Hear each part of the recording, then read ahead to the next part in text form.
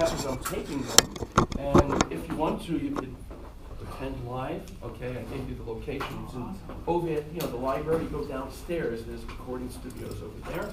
But if you miss it, no problem, because you can just watch it at your leisure, right? Of course, hopefully do it as soon as possible. Okay. The only little catch over here is that. Take a second. Is you need something called CSUN box, okay? So if you don't have that, you have to get an account, and I gave you the link. You go over there and you just sign up, and then what will happen is that as soon as the people over there post the lecture, I'll send an email to you with the link, and then you just click on that, and it'll take you to the video. Yeah. Okay, so what exactly is the cause of the 3 days, no class sort of thing? 'Cause I couldn't figure it out. It's a personal thing. Oh, okay. I wasn't sure. I read the email and I'm like, these 3 days off, and I'm like, okay, why? So what happens is that 2 lectures will be made up, and one of them, okay, so miss a class, I guess it's not that bad. Okay, so let's go on. I want to do just one more problem for the homogeneous, and then we can do today's topic, which is the handout on getting the particular solution. So here's the last problem we'll do. Oh, actually we'll be doing these type of things all over again, because we have to do it for a particular solution also. So third order with respect to x plus 3 times the second order of y with respect to x minus 4y is equal to 0.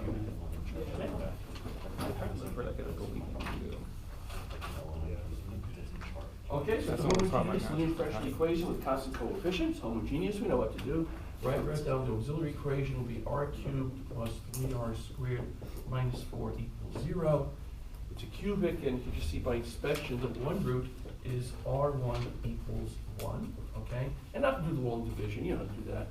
Do r minus 1 into the cubic, you get a quadratic, and you'll find out that the quadratic factors into r minus 2, r plus 2 quantity squared equals 0, so you get a double root, r2 equals r3 equals -2. Okay, now of course what we need is 3 independent solutions, because it's a third order differential equation. And sorry, the construction is what? C1, you get e to the x, where C1 is arbitrary constant. And for the root of -2, of course, we can get C2 e to the minus 2x. But now we need a third solution that's linearly independent of e to the minus 2x. And we know what to do. We should just multiply it by x. So C3x e to the minus 2x. Okay? So all 3, and you can check that e to the x, e to the minus 2x, as well as x e to the minus 2x all solve the homogeneous equation. Because it's linear, we use the principle of superposition. And that's the most general solution to that equation. Okay? And of course, to get the numerical values of C1, C2, and C3, you'd have to know the value of y at some point, and it's 2 derivatives, its first 2 derivatives. Yeah. Should we be following along using the paper, or is this? No, I'll tell you when we get to that. Okay. Yeah, I'll say, no, let's look at the papers. Yeah, so we're going to look at that, yeah. Okay. So today's topic is the method of undetermined coefficients. Okay, and let me talk about the equation that we're going to be looking at. Okay, it's, again, L on y, and we'll just put it up here again, it's constant coefficients, so it's the nth derivative of y with respect to x, plus another constant, right, n minus first derivative of y with respect to x, right? You've seen this so many times, you could probably do this in your sleep already, right? Plus that, plus a1 dy dx, plus a naught y equals now some function g of x, not equal to 0. So, and the a sub I are all constants, okay? And this method of the undetermined coefficients is going to work under 2 assumptions. One is that you have to have constant coefficients, and the right-hand side can't be anything. It's what we call a function with a finite family. Now, I haven't defined that yet. Let's define what we mean by family. And by the way, the approach I'm using is quite different than in the book. Okay, so you may want to, take a little more notes than usual. Okay, let's define what we mean by a family of a function g of x. This is the definition. Okay, the sheet doesn't have the definition of the family, just the procedure. Definition of a family. Okay, we'll put up the definition and we'll illustrate it. So, a set of functions okay, let's call S the set, okay? And let's call the functions in this set phi1 of x, phi2 of x, and the number must be finite though, okay? It could, depending upon how complicated g of x is, there could be one member in the family, there could be 10 members in the family. Okay, we'll never deal with things where we have 10 members, but in general, a set of functions S, okay, is the family of, say, the right-hand side g of x, if g of x and all of its derivatives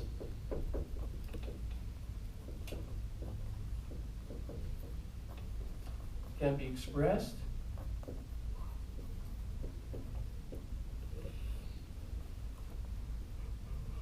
as a linear combination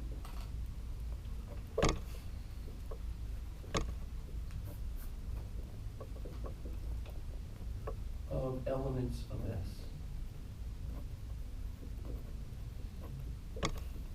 Okay, it's kind of formal, but basically what it says over here, suppose you have a function g of x, we'll look at some specific ones. You look at g of x and all of its derivatives, okay? What you have to do now is come up with a set of independent functions, these phis are independent, such that g of x and all of its derivatives can be somehow written as linear combinations of these guys. Okay? Now let's make up a table for some ones that, for some things that come up very often. Okay? So here we'll have the function on the left-hand side, and here we have the family. Okay. Let's do x to the n, okay, where n is a positive integer, like x cubed, x squared, right? Okay, so I look at the derivatives, basically, and the function. What's the family? It's going to have x to the n, obviously. Now it's just like x cubed, right? So I get x cubed. What if I differentiate x cubed? I get 3x squared, 6x, 6. The numbers in front are immaterial because we're going to take linear combinations. The important thing is that if you have x to the n over here, the family is x to the n minus 1, x to the n minus 2, dot, dot, dot, down to x, and then 1. Okay?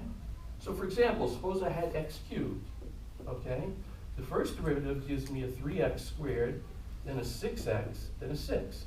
So the family of x cubed would be x cubed, x squared, x, and 1. I don't need the numbers in front because I'm going to take linear combinations, okay? So you can just drop the constants in front. Now, notice basically that over here it's assumed that n is a positive integer. I should put under here n positive integer. Okay, suppose for example n was negative 1. Well, what's the positive integer? Just in your head do all the derivatives of x to the minus 1. What do you have? The function is x to the minus 1, then you get minus x to the minus 2, then you get x to the minus 3, x to the minus 4. It goes on ad infinitum, right? So therefore x to the minus 1 is not included in this because it does not have a finite family. So that's one of the restrictions on this g of x, okay? Every term in g of x usually will be just one term, will be a bunch of terms, but each of those terms individually has to have a finite family. So meaning that when you take the function and you keep differentiating, you don't keep going and going and going. Similarly, suppose I have log x on the right-hand side. This technique will not work because when I take the family of log x, what do I get? I get log x, 1 over x, then 1 over x squared. It keeps going on and on. But things like, even if it's x to the 8th, it certainly has a finite family, right? X to the 8th, x to the 7th, all the way down to 1. Okay. Here's another one. Suppose I have the sine of alpha x. What's the family of sine alpha x? Well, I need the function itself, which would be sine alpha x, right? When I differentiate, I get a cosine of alpha x. But then what happens after that? I get back to a sine. So I just go in between sines and cosines. So the family of sine alpha x for any value of alpha has a finite family consisting of two members, sine alpha x and cos alpha x. Okay? And what about cosine alpha x? Same thing, right? The family of that is cos alpha x, and its derivative is sine alpha x. It keeps going back and forth.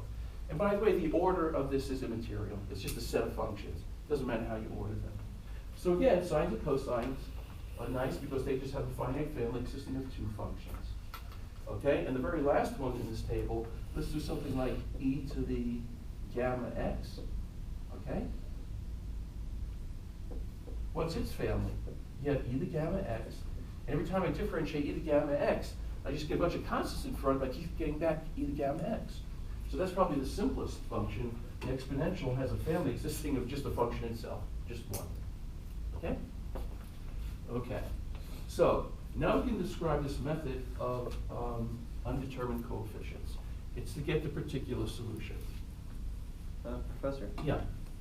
So x to the n is a part of that family of x to the n, x to the n minus 1? Not n. No, no, no. Think of it like putting a number there. Putting x cubed. Yeah, x cubed. Yeah. So then is x, so x squared is a part of that family? That's right. That's right. There it is. But is x cubed a part of that x squared family? Or is there a difference there? No, no, no, no, no. Is there something? Okay. If you have x squared, the family is x squared and x and 1. Right. Remember, it's the function and all its derivatives. Okay. So you don't have to go back to higher powers. Just for that one function? Yeah, yeah, exactly. Take that function and look at all its derivatives. And if you can cover that with a finite number, that's the family. Okay. Okay, so we're going to look at differential equations now, defined that are inhomogeneous, okay? And the g of x will be a sum of terms, each of which has a finite family, okay? But you may think from this table that, gee, that really restricts me. I can only have like an x to a power, sine, a cosine, and an exponential. Let me see if I have this on the sheet. Okay. Okay, let me show you some other things where you can actually construct the family. Okay. There, it's a much wider class of functions than that table would suggest. Suppose I want to do the family of x squared sine x. Okay? So here's basically kind of a little side problem. What's the family of x squared sine of x? Okay? It's not in the table, but it's a product, x squared sine x. You think about it, in your head, if I take x squared sine x, keep differentiating, okay, after a while I'm just going to get sines and cosines and stuff, okay? But let me show you a methodical way of getting the family of x squared sine x, okay, rather than kind of differentiating, okay, the whole thing, using a product rule. What you do is basically to get the family of x squared sine x, first I look at the family of each factor. What's the family of x squared? Okay, we know that. It's x squared, x, and 1, right? That's when I differentiate x squared, I get x squared, x, and 1 for that family. And the family of sine x,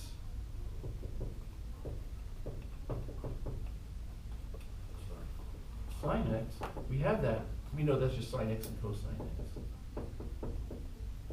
Okay. Now think about it. When I differentiate x squared sine x using the product rule, what do? I do x squared, I get a cosine, I get sine times 2x, and I keep doing this over and over again. Really, in the process of differentiating, I'll be differentiating x squared all the way till I get 1, and I'll be differentiating the sine and the cosine, and I'll just keep going between these two lists. So what happens, to get the family of those, you kind of basically, you take like, what I would call kind of the product of the two sets. What's the family of x squared sine x? It consists of, it's a long list, but it's everything. You take one from each, okay? You have x, let's do the x squared first. You have an x squared sine x, then you get an x squared cos x, right?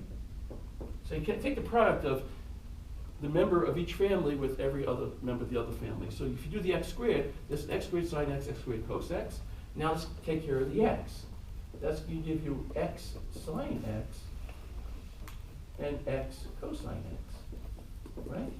And then finally, using the 1, you'll get a sine x and cosine x. Okay? So how many guys do we have here? 1, 2, 3, 4, 5, 6, right? You have 6. And you can show, and then basically what this guarantees is that you take any derivative of x squared sine x, I don't care how, you take the 50th derivative, okay? You can always write as linear combination of these 6 functions, okay? Because basically that's the way these were constructed. We know we're going to be differentiating the x squared by the product rule, and that has a finite family, and the sine and cosine, the sine has a finite family. So there's the family of the whole thing, okay?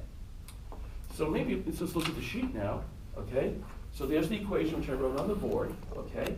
And I'm very careful to say the coefficients are all constants, right? And the right-hand side, g of x, involves only terms of the form x to a power, where m is a positive integer, sines, cosines, exponentials, and here's the key, and or products of two or more of these functions.